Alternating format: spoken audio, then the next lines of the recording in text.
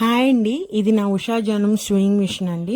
ఇది ఎక్కడంటే అక్కడ పెట్టుకొని మనము స్టిచ్ చేసుకోవడానికి చాలా కన్వీనియంట్గా ఉంటుంది. టేబుల్ పైన కూడా పెట్టుకోవచ్చు.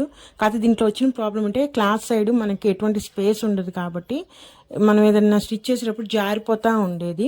నేను ఆ ప్రాబ్లం కోసమని టేబుల్ తయారు చేయించుకున్నానండి. ఇది ఐరన్ షీట్తో తయారు చేయించుకున్నాను.